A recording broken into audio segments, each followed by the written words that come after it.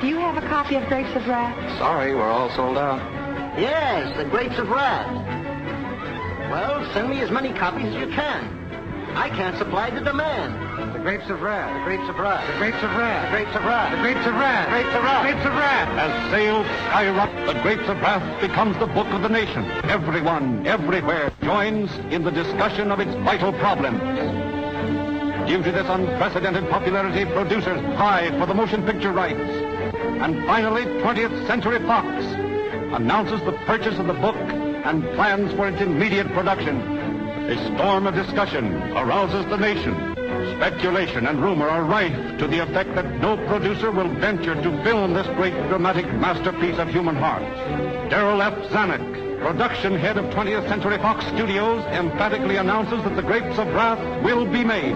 All of the resources of this vast studio are marshaled for the production. John Ford, Academy Award winner, is given the directorial assignment. The cast is carefully chosen to make John Steinbeck's unforgettable characters come to life.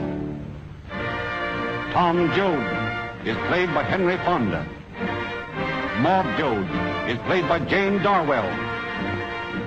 Casey is played by John Carradine. Grandpa is played by Charlie Greatwin.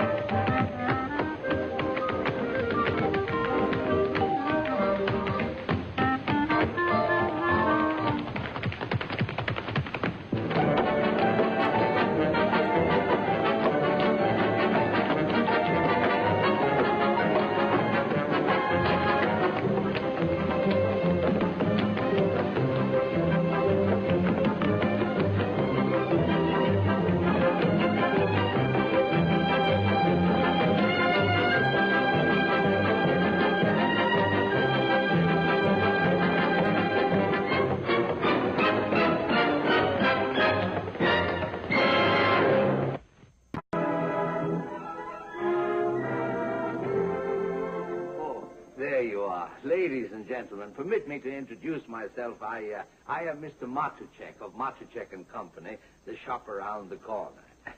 Now, if you'll be kind enough to take a look at the window, you'll see that we sell some very nice things.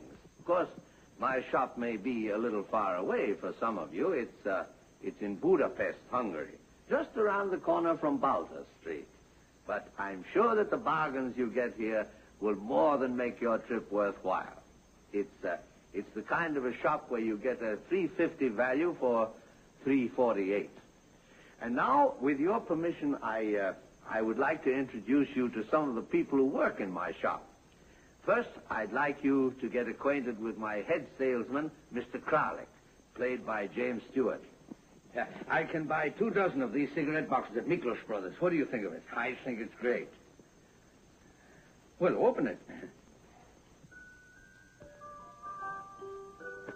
No, Mr. Matuchek, it's not for us. But you haven't listened to it. It plays Oczy Chornia. Even if it played Beethoven's Ninth Symphony, I'd still say no. No, I just don't like the idea. My first sales lady is Clara Novak, played by the very charming Margaret Sullivan. She argues, too. Listen, I sold as much goods yesterday as anybody else in the shop. 95 Tango 50 isn't bad for a rainy Monday 3 weeks before Christmas. Did you tell that to Mr. Matuchek? Yes, I did. And what did he say? He said tell her not to come in that blouse anymore. Tell him I won't. I will. Now, I want you to take a look at Mr. Perovich, played by Felix Bressart. He was one of the Russian comrades in Ninochka. He's the typical sales clerk who is always 10 minutes early. Perovich, do you mind if I ask you a personal question? No, go ahead. It's very confidential. Yeah, sure. But I suppose a fella like me wants to get married. Well, that's wonderful. That thing that could happen to you. Who's the girl? Oh, wait a minute. What did I say? I said suppose. I said a fella like me. I didn't say me. Now, look. How much does it cost you to live? Like you and Mrs. Perovich, leaving out the children. Oh, why fool yourself? And now, I have a real treat for you. You are to meet the Beau Brummel of the shop, Mr. Vadash, played by Joseph Schildkraut. Everybody wonders where he gets the money to dress so elegantly. He certainly can't do it on the salary he gets from me. And no shop is complete without an errand boy. Meet Pepe, played by William Tracy. Mr. Clark, you think I have to work tonight, too? After all, I'm a child. No, you don't have to stay. You mean it? I'll straighten it out with Mr. Matuchek. Thanks, Mr. Clark. So now you go to see your girlfriend. By the way, is it serious? Yes, very. Maybe we'll both be engaged Monday. I think we will. I don't want you to misunderstand me. I just said in my case it might happen. Well, as a matter of fact, I can tell you it will happen. I thought you were a customer. I should have known better.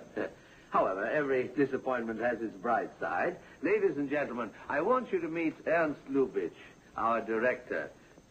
The man who gave you a Garbo in Ninochka who made you laugh, and who now gives you a Morgan who makes you laugh. I hope. Yes, I hope so, too, in the shop around the corner.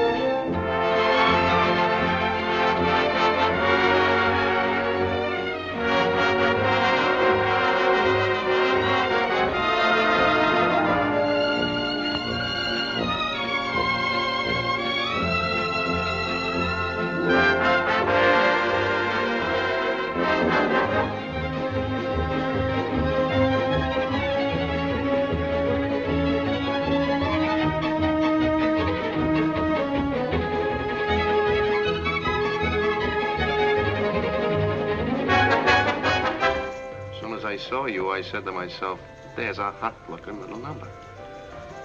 Don't let it throw you, Champ. I'm 20 degrees cooler than you think. Oh, one of them refrigerated dames, huh? That's right. You're not the guy to defrost me either. Funny, I don't have an ear for beauty. Just an eye for it. I'm sorry, girls. Oh, say, come here. You want to get credit for that discovery? I don't know anything about... Wait a minute, What's the matter? I'm trying to tell you. Mr. Well, what are you doing here? Why, I'm just waiting. You're waiting. Mr. Ziegfeld's waiting. Dames is just like traffic. Sometimes you gotta stop, sometimes you gotta go. Yeah, but a smart driver don't beat the lights.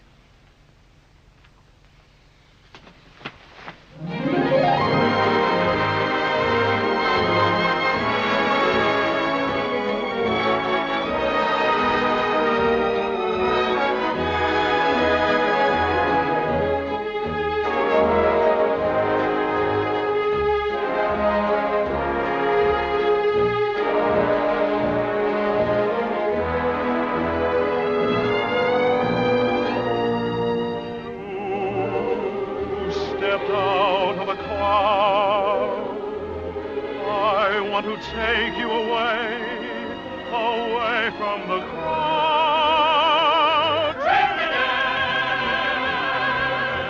Forget your woe and your worry. Forget the trouble you take. And be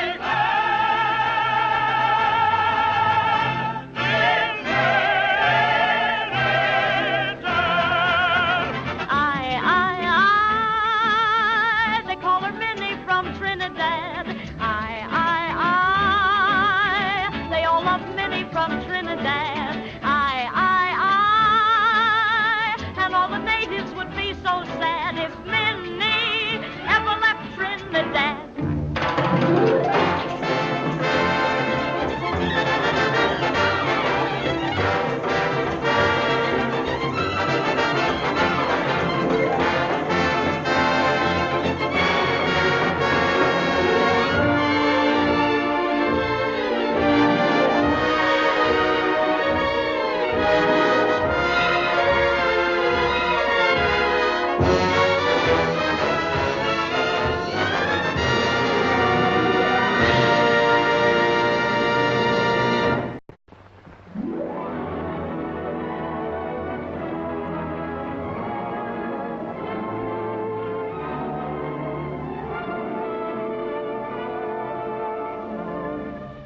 Only one job that matters.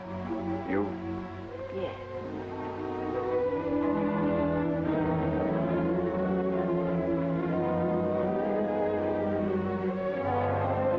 You hated me ever since Peter. You can't stand the sight of me because you couldn't hold him. Stanley. And it's not only Peter. It's Craig, too. You're afraid I could get him back, and I could if I wanted him. All I have to do is lift my little finger. And that's why you're tormenting me. Because you're jealous and you're getting revenge.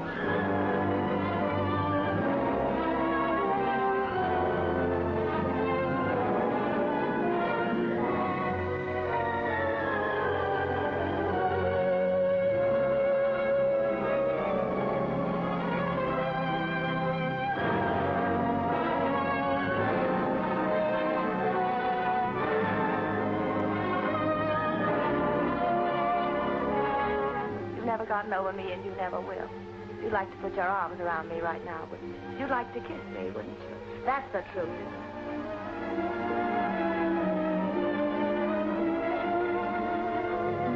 I'll go out and get what I want. The way Stanley gets what she wants. I'm really like the Fitzroys. They know how to live, and I'm going to be just as hard as they. There's nothing permanent but now, the moment. That's all there is. I'm not going to lose you. The only way you'll lose me is by trying to hold on to me. Never count on its lasting.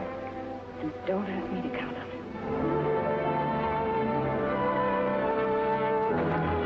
Keep away from me. I hate you. I hate everything about you. You and your righteous heirs. Why don't you go back to Roy where you belong? She's just fool enough to have you.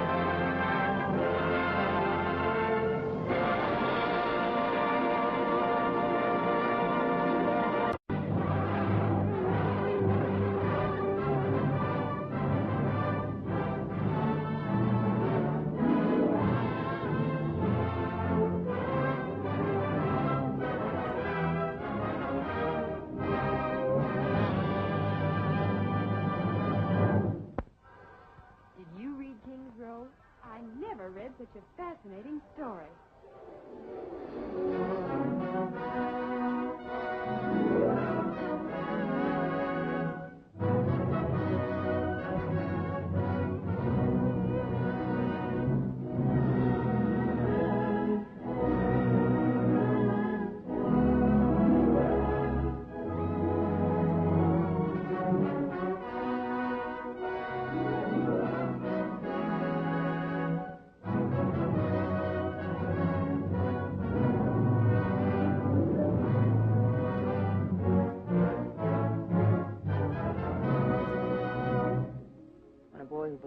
Uptown starts taking a girl from the lower end of town out buggy riding at night. People talk.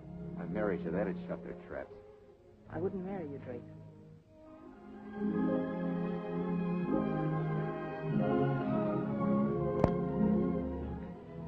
Are you fighting? No.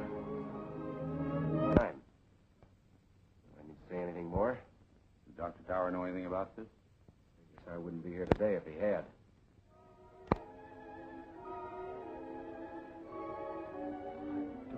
Don't. Even now, don't say anything you don't mean. I don't even know how I feel about you.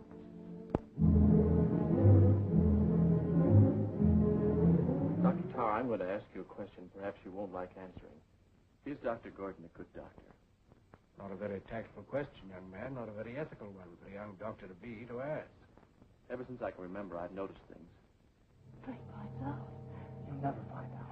Yes, he will. She'll come again, or someone else will. That kind of news always gets home. That's what.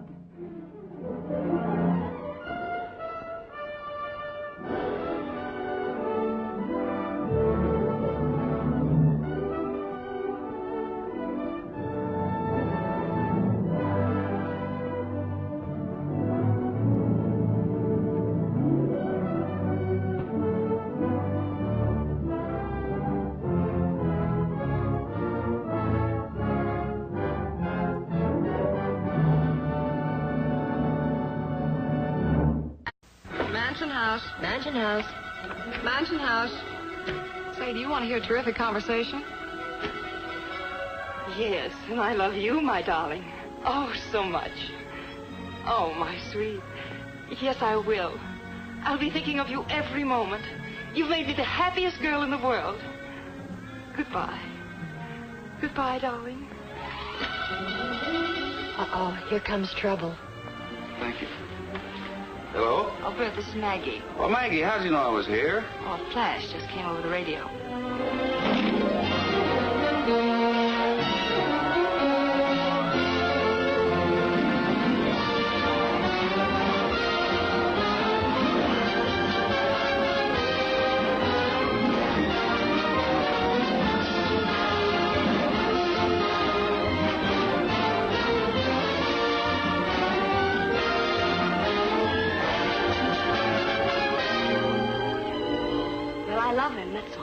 Well, that being the case, I will not stand by and see you make a fool of yourself.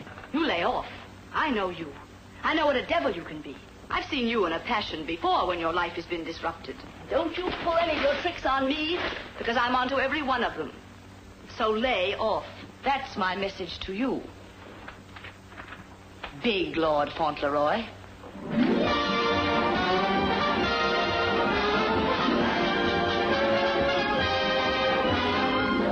Yes, and that's a very charming little bracelet Mr. Jefferson gave you, isn't it, Maggie, dear? It makes complete sense now. And to think that I nearly...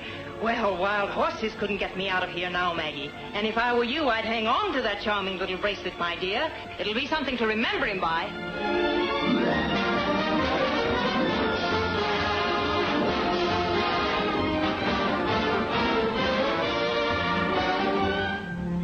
Bert Jefferson, you're quite a guy. Say.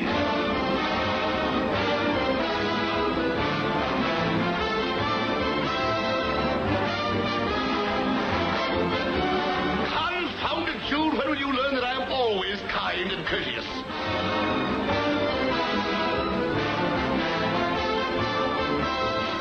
Ah, my beautiful one. Come to my room in a half hour and bring some rye bread.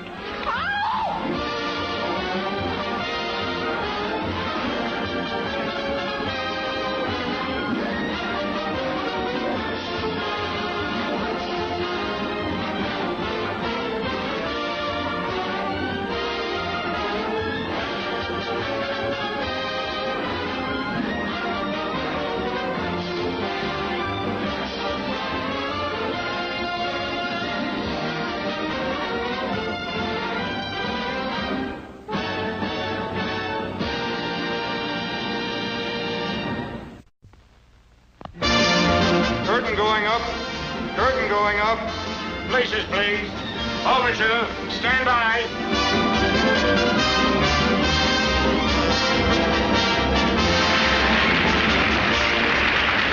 I'm a Yankee Doodle dandy. Yankee Doodle do or die. A real live nephew of my Uncle Sam, born on the 4th of July. He's got a Yankee Doodle sweetheart. She's his Yankee Doodle joy. Yankee Doodle came to London just to ride the pony. He is a Yankee Doodle boy.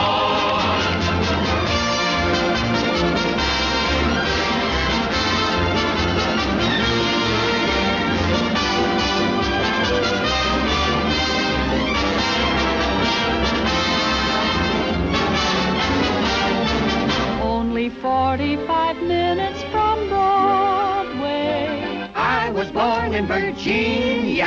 That's the state that will win ya. Give my regards to Broadway. Remember me to Herald Square. H-A-W-R-I. G-A-N spells Harrigan. Mary, we will miss you so. You're a grand old flag, you're a high flying flag. For it was Mary, Mary, plain as any name can be. My mother thanks you. My father thanks you. My sister thanks you. And I thank you.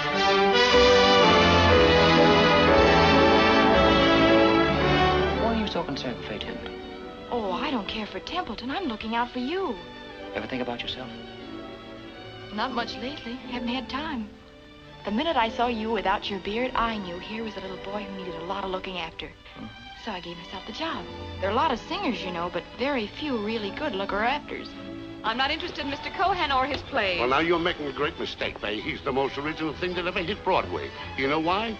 Because he's the whole darn country squeezed into one pair of pants. Say, Dad, will you talk to Josie and tell her just because she's going to be married, there's no reason to break up the act? George, I'm afraid your mother and I are breaking up the act before Josie is. You hear that, Sam? All three of them walking out on me. You get that curtain up. You can't ring down on a George M. Cohan song. Over there, send the word over there. That the Everybody sing! The Yanks are coming, the drums rum-tumming everywhere. So prepare, say a prayer. Send the word to beware. We'll be over, we're coming over, and we won't come back till it's over there.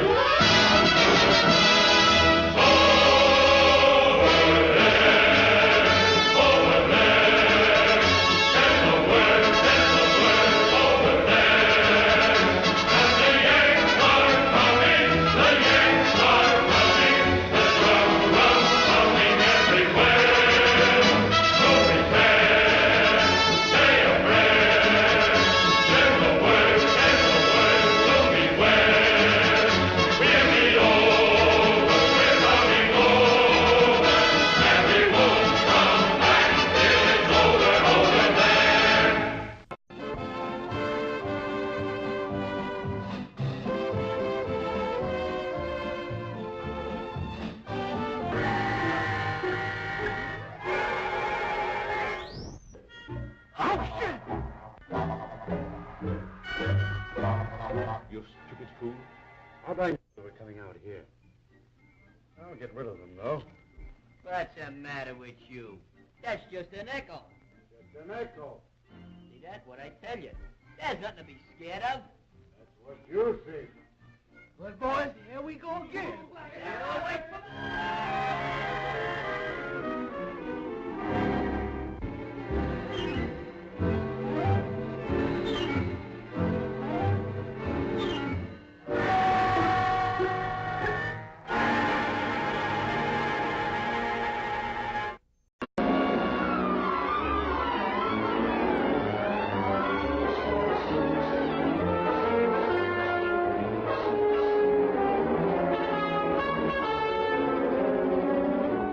Kill Eric.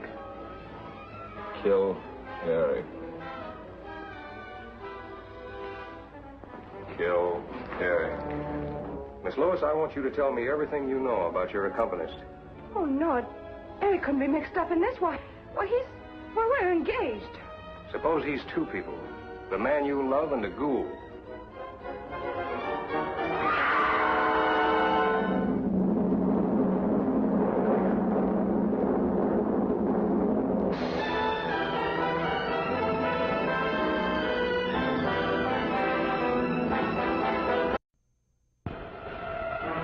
France is ready. Nazi heels have not crushed her. Millions of Frenchmen waged the pre-invasion battle, preparing the way for Allied armies. Now, for the first time, the story of the French underground is told. Sabotage, riots, armed civilians defying, killing Nazi tyrants, sacrificing family, jeopardizing safety, risking death itself. 1,000 tense, exciting, blood-freezing moments await you in the 20th Century Fox feature, Paris After Dark, the first action drama to reveal this romantic and enthralling story. I know how we can get rich. You see the printing machine here? Girls would pay us 100,000 francs. They suspect this cafe. What a pity you won't live to tell him, you.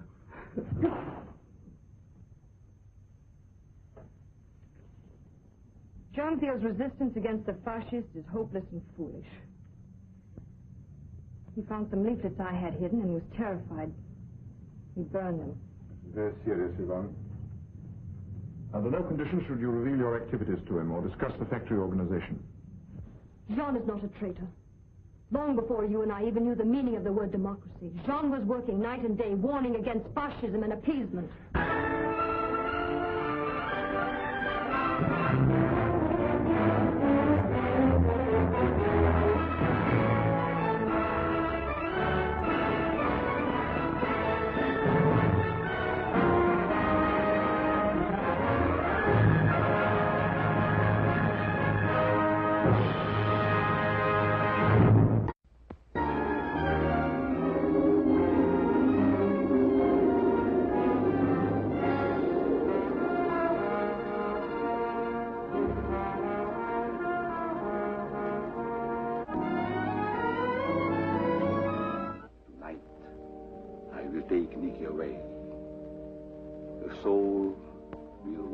Through the night, and you will never find where her body rests.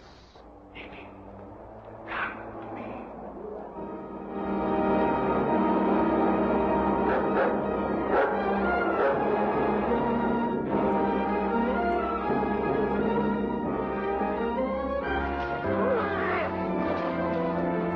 That wasn't a man. That was a wolf.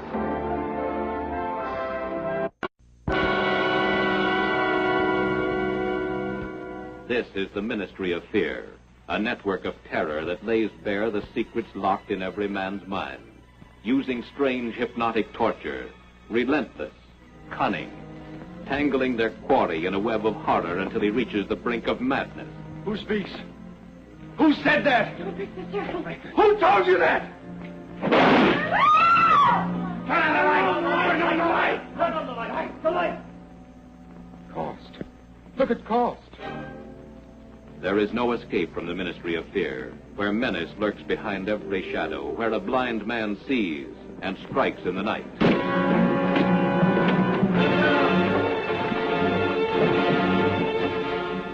Ministry of Fear, starring Ray Milland as a man obsessed by murder, with Marjorie Reynolds as his only hope through a nightmare of never-ending flight.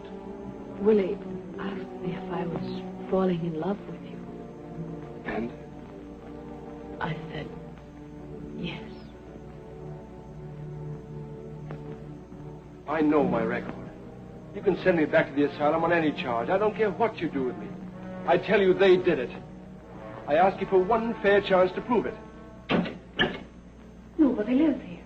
No cigarettes, no personal belongings, nothing.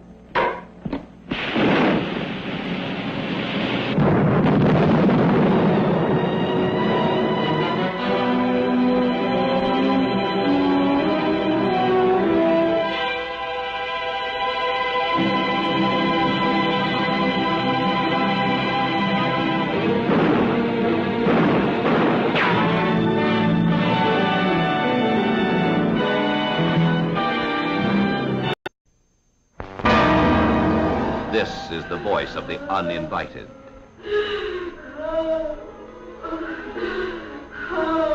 It's coming from downstairs. It comes from everywhere and nowhere. A house of terror on the haunted cliffs of Cornwall, where the uninvited walk unseen by men. Yet a cat arches its back in fright. Flowers are withered by the touch of an unseen, malignant hand. Candles flicker and die as a ghostly chill fills the air, and the living are clutched by the icy horror of the restless dead. Stop, Pamela. Don't go near that door. The Uninvited, Dorothy McCardle's gripping novel of the supernatural, comes to the screen, starring Ray Milland, Ruth Hussey, Donald Crisp, with Cornelia Otis Skinner, and introducing the exciting beauty of Gail Russell, whose first love is shadowed by the specters of the past. Stella, what is it? Are you ill, Stella? Quiet. Leave her alone. Oregon. Oregon. Stop her, Scott. She's in a trance. I saw this happen once before at a seance. I thought it was a fake. But this isn't. I know. It's dangerous. Please get out of this house now. Now lie there quietly. I'm not afraid of anything here. Then be afraid. Be afraid for heaven's sake. When you were a little child, the evils of this house reached out for you. Stella, go! Go!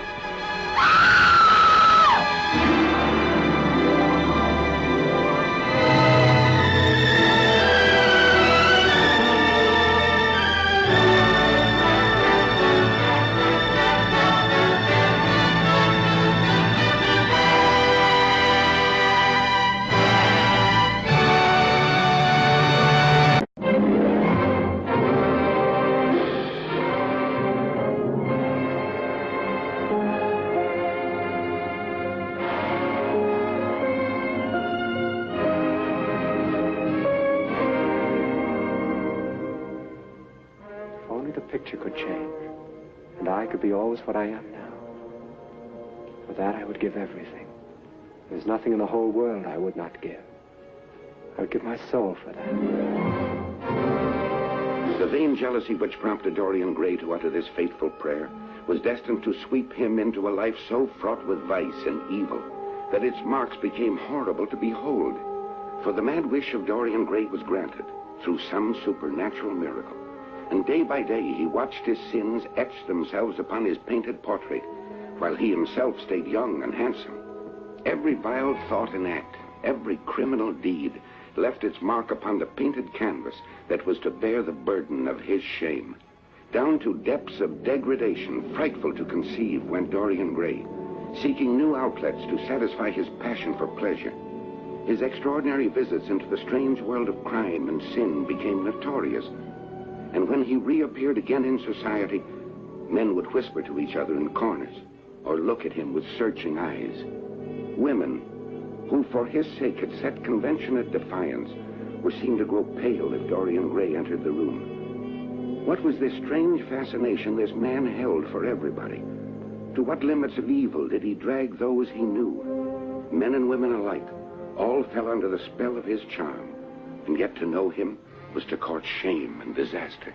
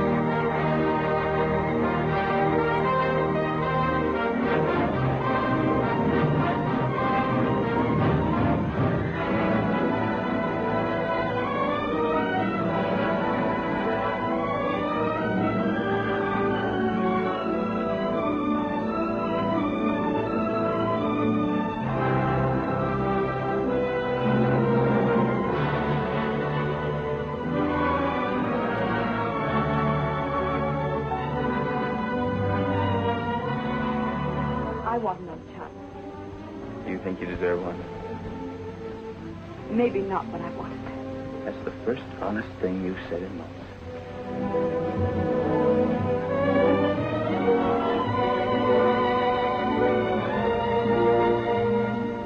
Sure you're not running away from me now? Really? Yeah, that's better.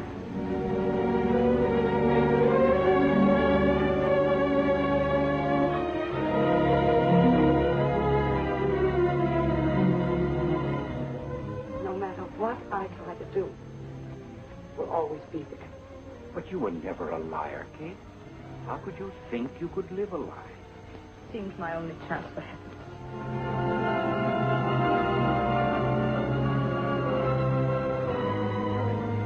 Rotten little double-crosser. Gotta do with me what you did with all the others. Get out.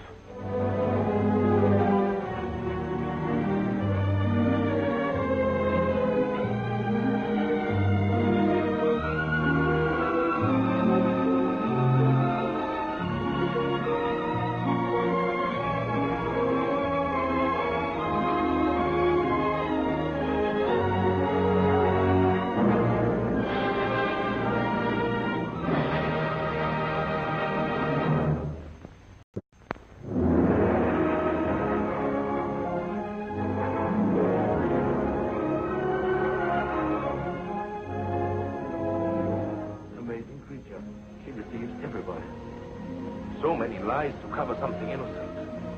No.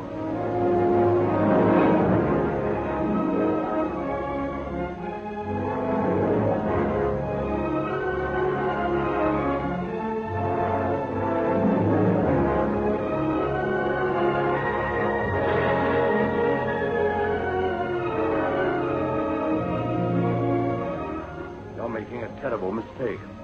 I made my mistake years ago. When I first met you. You see, I thought I was buying his love. So you betrayed me even then. Yes, and him too.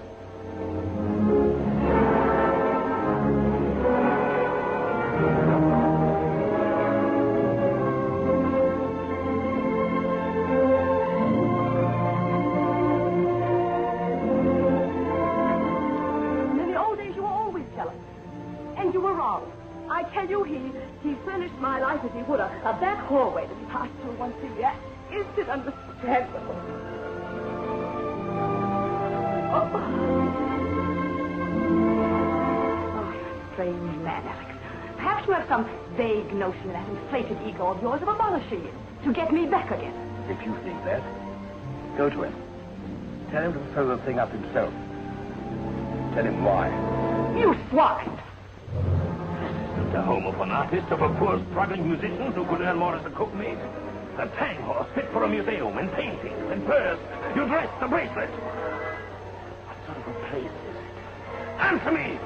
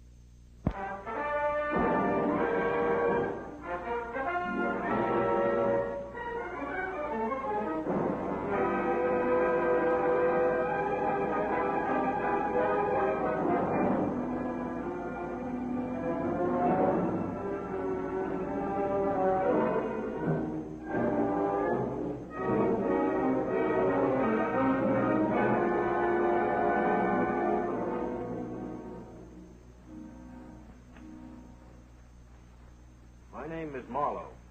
Philip Marlowe. Occupation, private detective. You know, somebody says, follow that guy. So I follow him. Somebody says, find that female. So I find her. But some cases, like this one, kind of creep up on you on their hands and knees. And the first thing you know, you're in it up to your neck. Right now, you're reading in your newspapers and hearing over your radios about a murder. They call it The Case of the Lady in the Lake. It's a good title. It fits. What you've read and what you've heard is one thing. The real thing is something else. There's only one guy who knows that. I know it. This lady in the lake business started just 3 days before Christmas. Who invited you? I did. Now, wait a minute, Mr. Marlowe. Just when I was beginning to like you. Well, you want the facts, don't you? When it concerns a woman, does anybody ever really want the facts? Vain female, aren't you? Please don't be so difficult to get along with. I need help.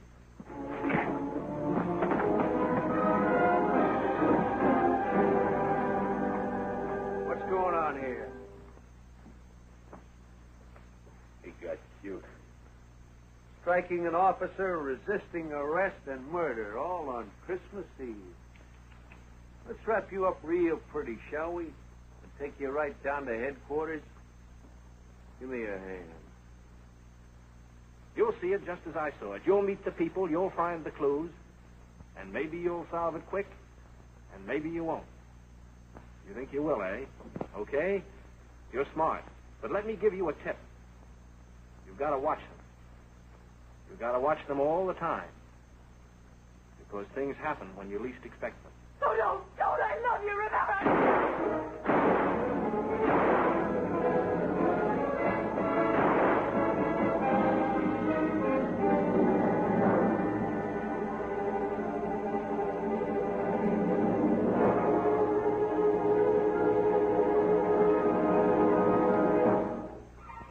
Drexel. 33391.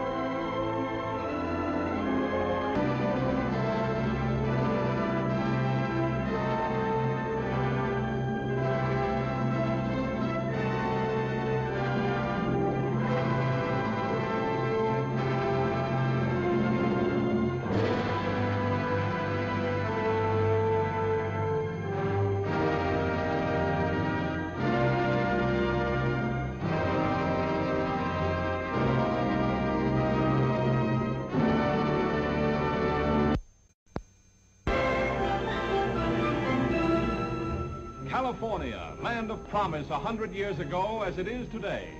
Land of splendor that lay at the end of a long and bitter trail. For $1,000 cash on delivery, I've guaranteed to lay this outfit down in California, all of a piece. And against this stirring background, romance of a woman brave enough to cross a continent alone, and a man who feared nothing on earth except the girl he could not tame. Excitement, the bloody battles for land and freedom against the forces of corruption.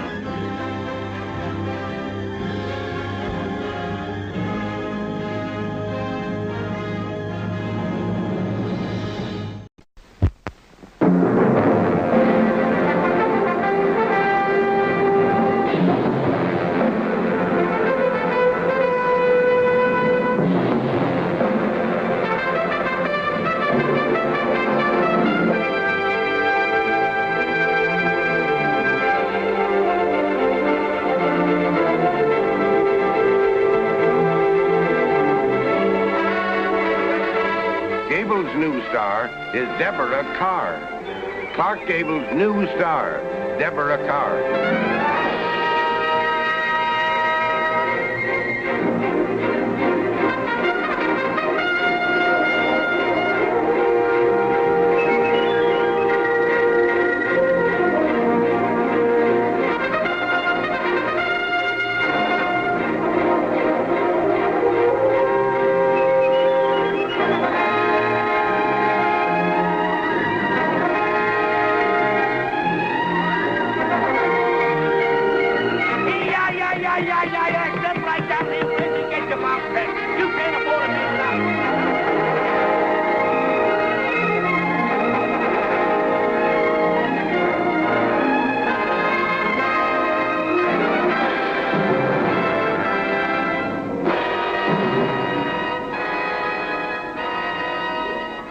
Listen, Vic, I like you. I find you very... Well, I like you, but if you think that means I'd run off to a hotel with you... It's just out of the question, Vic. What? Hey, you must be talking about two different things. You didn't think that was a proposition, did you? Rooms 4 and 6, connecting door. You didn't even bother with appearances, did you? That's the kind of a guy I am. I haven't kidded you about that. You could be a lot of help to a guy like me, couldn't you? In what way? Oh, in a business way, naturally. Want a secretary, Mr. Norman? How's your shorthand? Some people like it. A huckster is a peddler. You know, a hawker. We're professional hucksters, but with station wagons instead of push carts. Beauty soap, beauty soap, beauty soap. Repeat it till it comes out of their ears. Repeat it till they say it in their sleep. Irritate them, Mr. Norman. Irritate, irritate, irritate, and they'll never forget. Irritate and knock them dead. See what I mean? Don't tell me. Don't say you're mine. Don't tell me. It's just a lie. Well, that's the kind of a girl a man would like to get a job for, if you know what I mean. I can give you whatever kind of a radio program you want without no help from nobody. I want them baggy pants, slap shoe comics, you know what I mean? I work strictly class. Everyday clothes, just like I got on. You see what I mean? I think I see what you mean. Man of distinction. That's right. Oh, honey, you're what was missing. You're what I missed. Me too. I missed you. I missed you so much.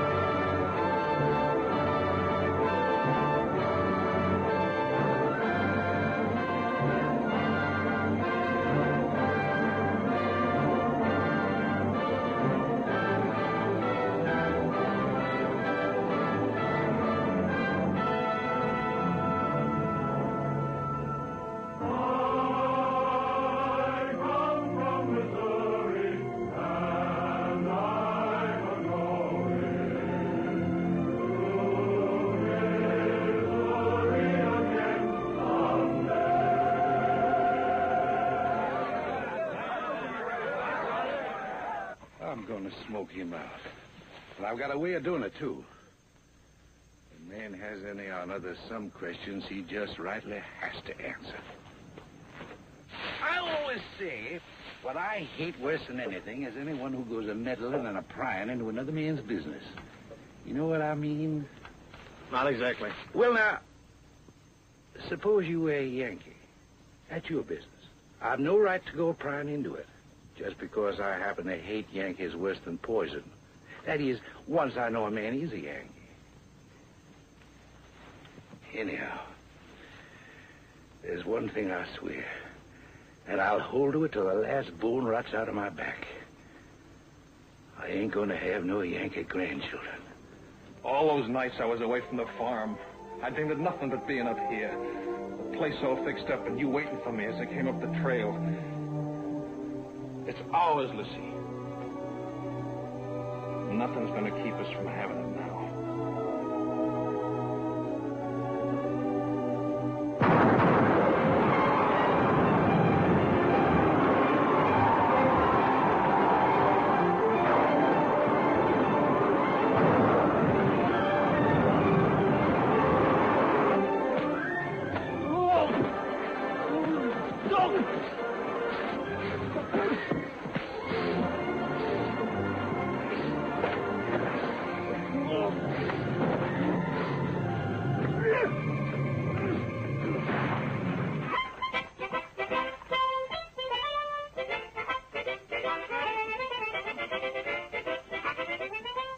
when you are far from your darling, far from me in the spring. If others would kiss you, just turn your head and sing Liddy-o-rye, laddie-o-rye, lo-rye, Liddy-o-rye, laddie-o-rye.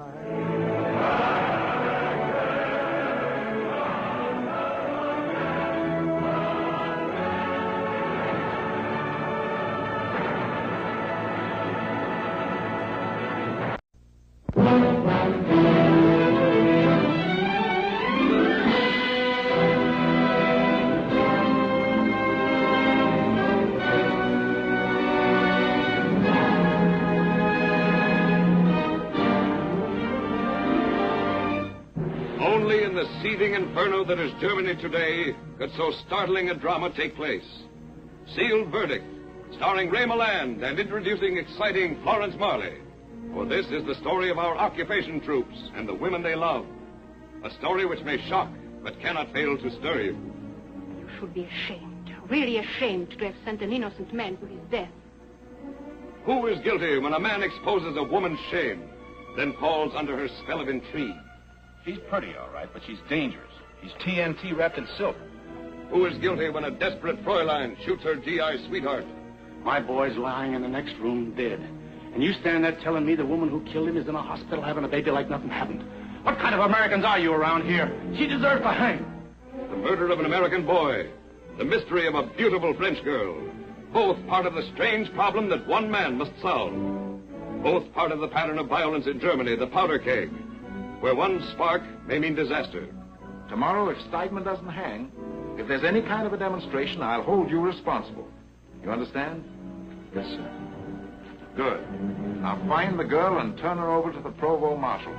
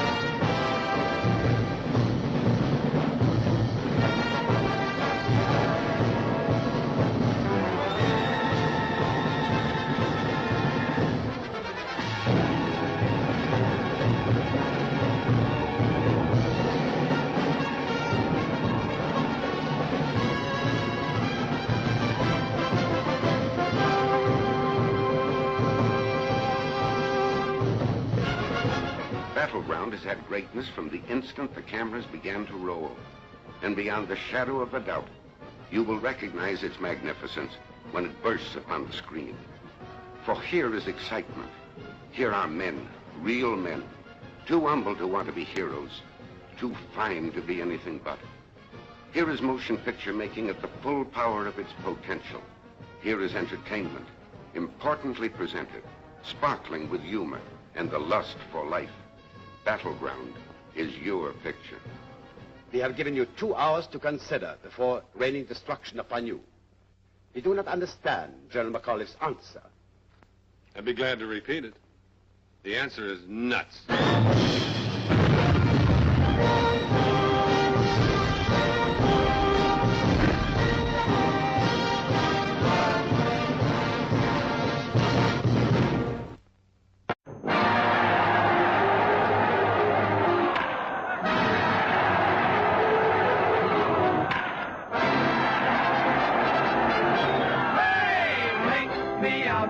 Ball game, take me out with the crowd.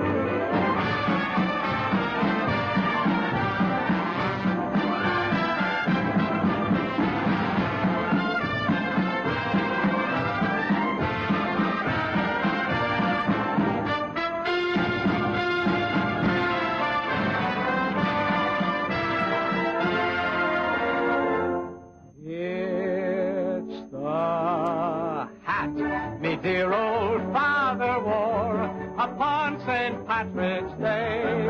Now talk about respect with his head erect as he marched down old Broadway.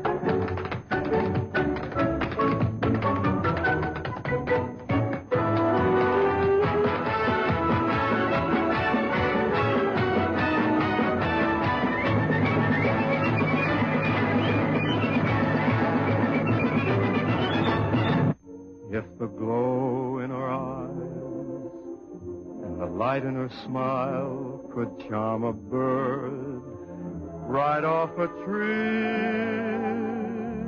I'll be charmed as a bird, and I'll know in a word she's the right girl for me.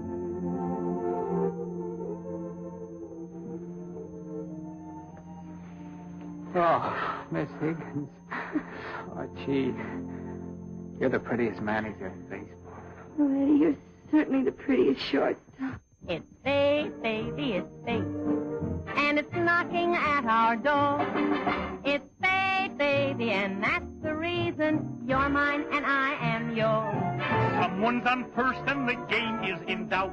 The guy up at bat hits a terrible clout. The dust clears away and they're both of them out. O'Brien to Ryan to Goldberg. Like a Saturday night on Main Street, like a Ford or Chevrolet, like potato chips or comic strips, it's strictly USA.